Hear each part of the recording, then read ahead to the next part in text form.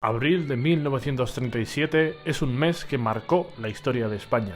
Madrid resiste con éxito, forzando a los sublevados a cambiar de estrategia y centrar su ofensiva en el frente del norte, donde las brigadas de Navarra avanzan hacia Bilbao, tomando Eibar, Durango y Guernica, ciudades devastadas previamente por los bombardeos.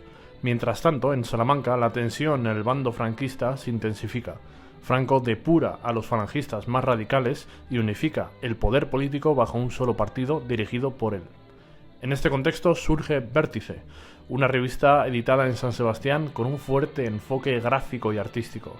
Mientras que la propaganda de guerra buscaba movilizar a las masas, Vértice se dirigía a la élite burguesa y moderna, creando una imaginería marcial que otorgaba un carácter mítico al conflicto. Tras el final de la guerra, su sede se trasladó a Madrid, consolidándose como una pieza clave en la papelería del régimen. Una revista curiosa tenemos hoy. Vamos a hablar de Vértice, la revista del bando nacional, editada en Donosti, San Sebastián, en plena guerra civil. En plena guerra civil es de la falange tradicionalista. Esto es después claro, del decreto de unificación, o sea, es la falange con la comunión tradicionalista.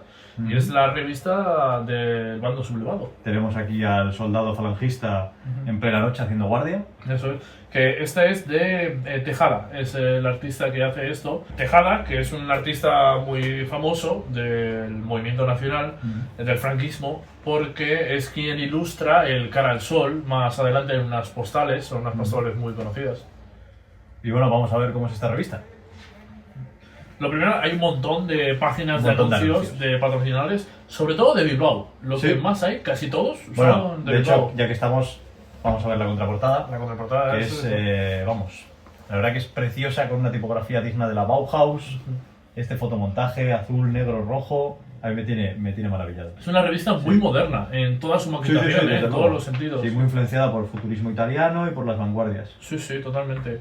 Llevaban mucho a la vanguardia. Y claro, es que al final estamos hablando de unos fascistas que son un núcleo pequeño de intelectuales y artistas que llevan este ideario adelante, que luego, claro, cuando llegan al gobierno ya hay un cambio artístico. Pasa como en Rusia, digamos, que durante la revolución efectivamente tenemos un arte de vanguardia revolucionario y en el momento en el que se gana la guerra, no se gana la revolución en el caso de Rusia, se vuelve a un realismo socialista. Aquí veríamos un poquito lo mismo. Vamos a ver una maquetación muy moderna para la época, digna de las vanguardias, que en el momento de la victoria de Franco se lleva todo pues a un realismo mucho más costumbrista y muy diferente a lo que vamos a ver en esta revista. Un montón de anuncios, sobre todo eso de bilbaínos.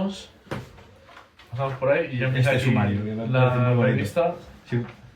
Vamos a ver eso, muy influenciados.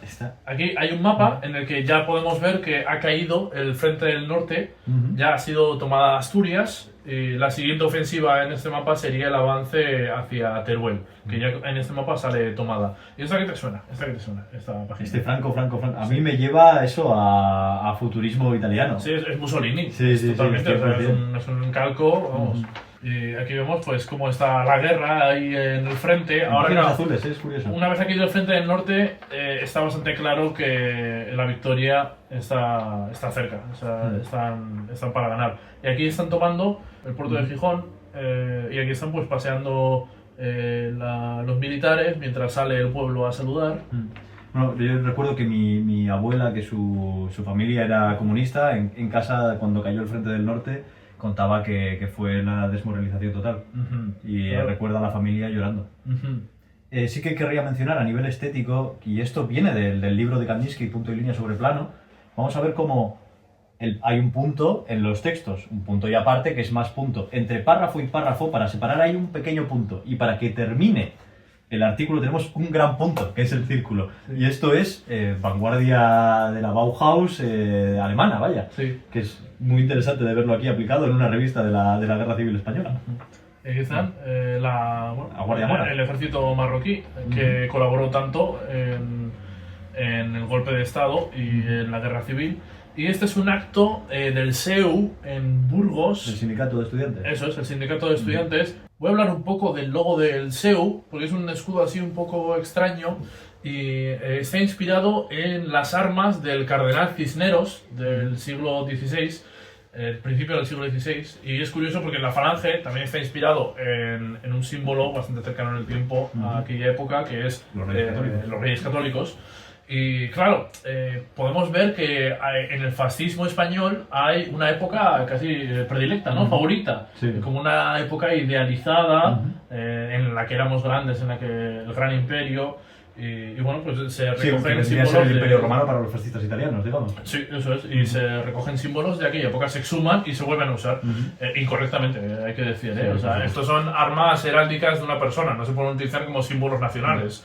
Bueno, hablando del Duce, le tenemos aquí. Hay cierto querer por su figura que vamos a ver a lo largo de todas las revistas, porque estos son más simpatizantes de ese ala, digamos, revolucionaria del fascismo frente a lo que podrían ser la vertiente más tradicionalista, claro, como los carlistas. Eso es, y más bien muchos falangistas van a estar muy decepcionados con hacia dónde va a ir el movimiento nacional por el peso de los carlistas, porque hay ciertas cuestiones que son que no son reconciliables entre ellos.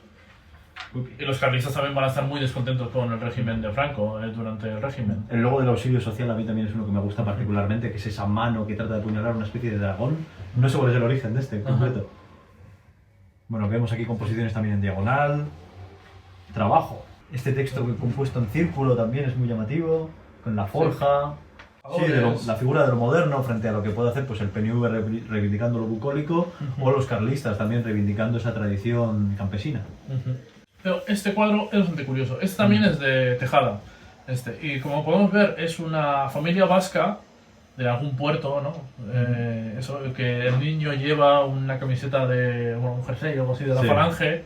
Eso es una idealización del campo o del mundo rural. Arranchale. Sí, que hoy si cambiamos la bandera por una icurriña y aquí ponemos un lauburu, lo podía tener cualquier otro partido. Pues sí. Es muy llamativo esta imagen. Bueno, aquí una de José Antonio, con un discurso suyo. Recordemos que ya está muerto, vaya. Claro, está muerto, pero no se sabe muy bien en el bando nacional todavía. Es el rumor de que, bueno, no se sabe si lo han ejecutado. Y las autoridades, se dice que las autoridades nacionales lo tenían ocultado, que ya había sido fusilado. Bueno, hay un montón de poemas. Esto es ganchillo. Las mujeres, que hemos visto un paralelismo, ¿no? También en el otro. Con el Macume. En Gudari estaban las mujeres ahí con la lana haciendo ovillos de lana. Y aquí están haciendo ganchillo. Aquí están haciendo ganchillo, como hablando de que están colaborando, ¿no? Detrás del frente. Sí, mira, aquí volvemos a tener arte moderno. Esto es muy llamativo. Es un artículo sobre arte moderno en el que aquí tenemos una ilustración que yo creo que es Juan Gris, realmente. De hecho, se le menciona aquí junto a Miró. Y tenemos otra vez este círculo negro que es de esa tradición de la Bauhaus, de vanguardia, vaya. Fotos en diagonal incluso. ¿Algo que comentar sobre el chiste? Es del chiste, sí. Y hace mucho... Bueno, es que no sé, yo creo que este chiste... O sea, yo si estuviese en la guerra un poco incomunicado, no tengo móvil, no tengo memes, yo me estaría partiendo todo. Igual es el único chiste gráfico que has visto en varios meses. Claro, entonces te ríes ya por necesidad. Sí, hay poemas y cuentos, novelas y así. Aquí el deporte, que se reclama, en el fascismo también se reclama muchísimo, esas fotos de... Deporte, arte moderno... Que si juventudes hitlerianas o que si Mussolini haciendo deporte... Yo he de decir que conozco estas revistas gracias al que fue mi profesor de Historia del Arte, Miquel Bilbao, en el que en una conversación sobre si el bando nacional tenía una gráfica anticuada y muy conservadora, que es lo que se puede ver muy claramente en los carteles, él me habló de estas revistas, que es Vértice, que usan pues una gráfica muy moderna para lo que es la época.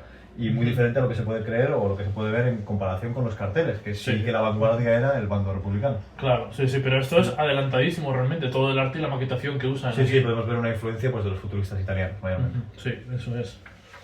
Aquí tenemos ya una parte en la que hablan bastante de cine, las celebridades del momento, también moda. Mira esos textos colocados dentro de puntos negros, es que es muy particular. Sí, aquí también ves el título. Sí, o toda esta estructura de puntos negros. Lleva eso, como unos patrones, ¿no? Claro, unos patrones estéticos. Sí, parece una tontería, pero en estos cambios de párrafo, en la tradición lo que se usan son cruces, no puntos, y aquí no están usando cruces. Y aquí pues hablan de moda, mira, pues la chaquetita de no sé qué, no, la falda de tal.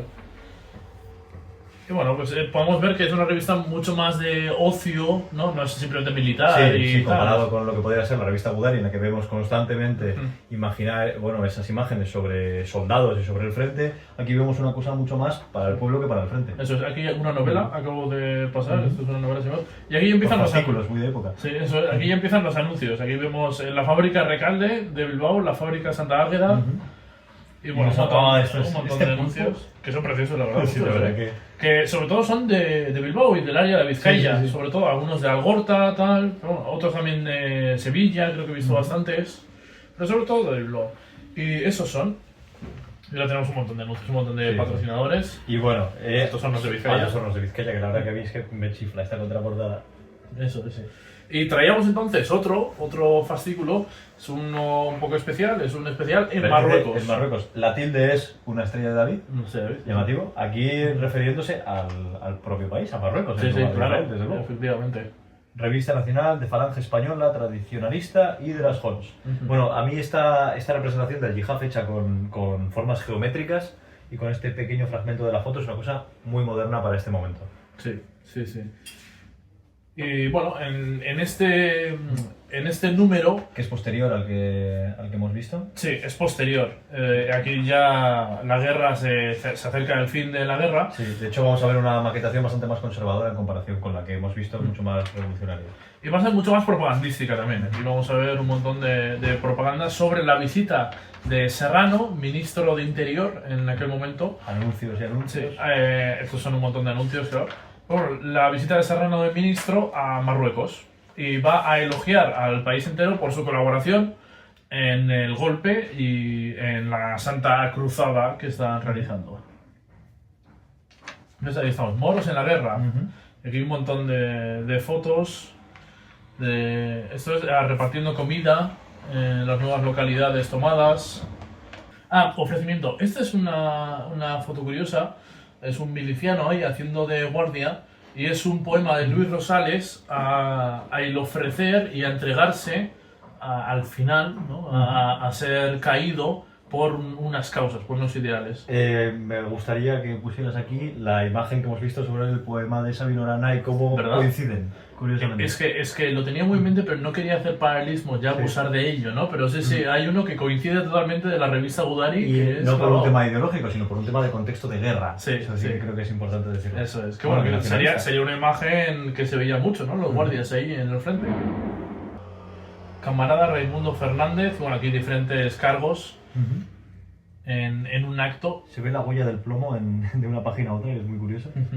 Máscaras de gas. Eso es, aquí unas fotos curiosas que te ponen. La estrella de 6 puntas. Sí, y aquí ya es la visita a Marruecos. Que viene pues todo el reportaje gráfico. Sí, un reportaje gráfico enorme sobre el ministro de Interior y unos párrafos elogiando la acción y la colaboración de esta gente en la guerra civil.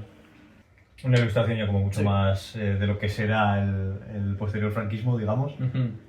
Y aquí vemos un reportaje bastante bucólico sobre unos pastores y unas fotos del Duce de Mussolini, que son muy típicas en la prensa de esa época. Pues Mussolini que va al monte y Mussolini que hace deporte, etcétera, sí. Claro.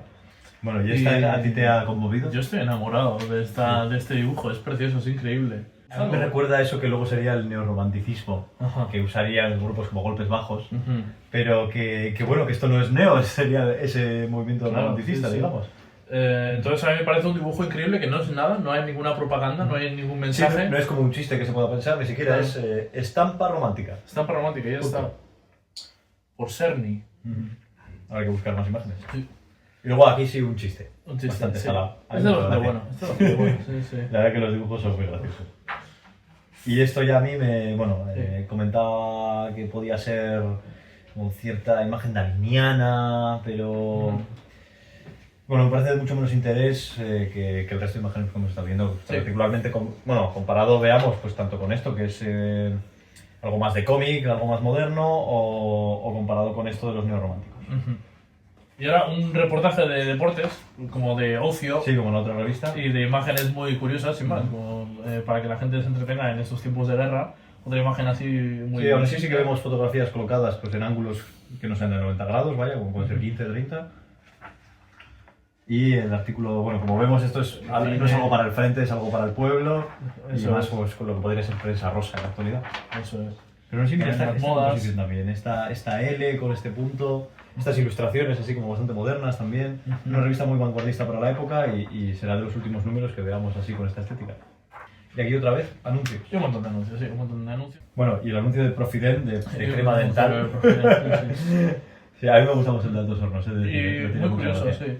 Ahora bien, el arte franquista es difícil de definir realmente que haya un arte franquista más allá de una cronología, ¿no? O sea, quiero decir, ese término no se puede utilizar más allá de una cosa que ocurre durante el régimen. Ya, hombre, así como yo creo que sí que podemos hablar de una estética maoísta, de un realismo socialista en Rusia, sí que creo que el franquismo no llegó a cuajar una estética similar. Sí que, como comentaba, igual que en las vanguardias rusas se ven alentadas por la revolución, y en el momento que acaba la revolución se para con ellas, claro. Sí que vemos ese intento que también pasó en Italia con el fascismo, en el ascenso del fascismo, el futurismo.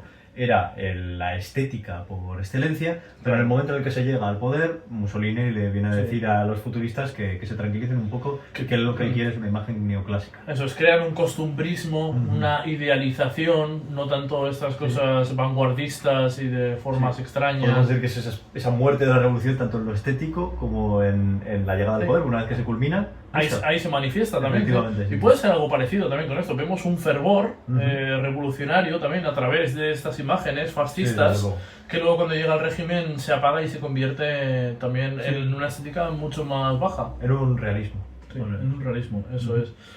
Ahora bien, igual Tejada es el mayor exponente. Igual si podemos ver algo identificativo en el régimen franquista. Sí, eso es verdad. Posiblemente, sí. Bueno, pues revista. Hoy se me gana. Hoy sí. Es que el caso te ahorro en